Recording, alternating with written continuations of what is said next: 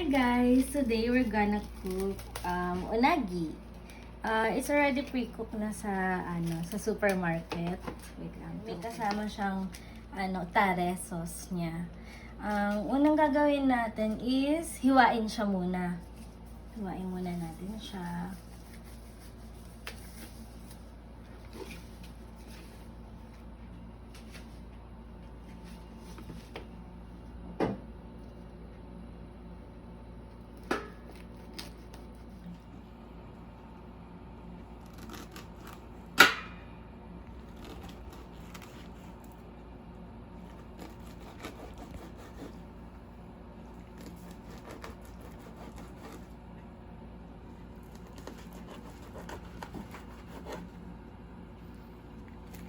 Yan, pag nahiwa nyo na, it's up to you nga pala guys kung gano'ng kalaking hiwa nyo na gusto.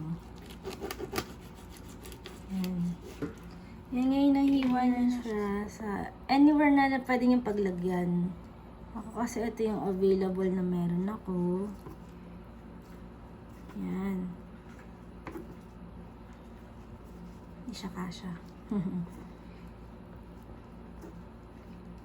And, nag-preheat na ako kanina ng hot water. So, yung hot water, lalagay lang natin dyan para malinis siya. Yan.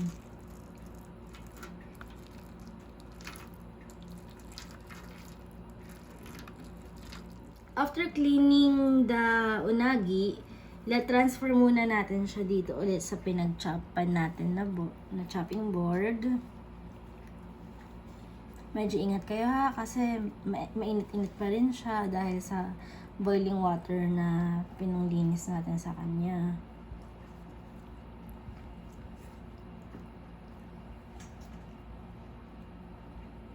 After natin ma-transfer sa chopping board yung nilinis natin gamit ng boiling water sa unagi, ang next step na gagawin natin is punasan natin siya ng kitchen towel. Yan.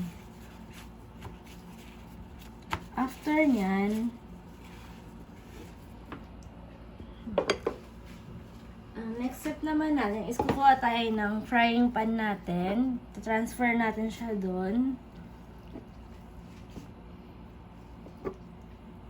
Yan.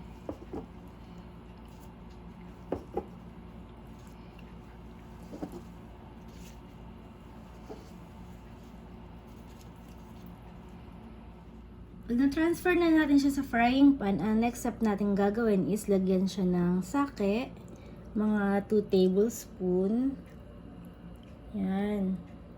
Buksan na natin ng medium heat lang. Tayo natin siya kumulo.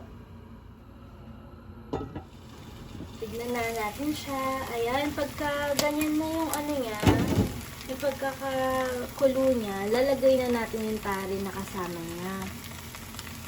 Ayan.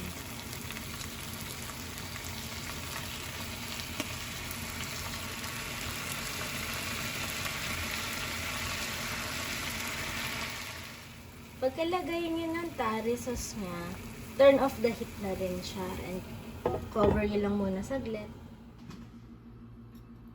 Ito na ang ating unagi. Tara, kain na!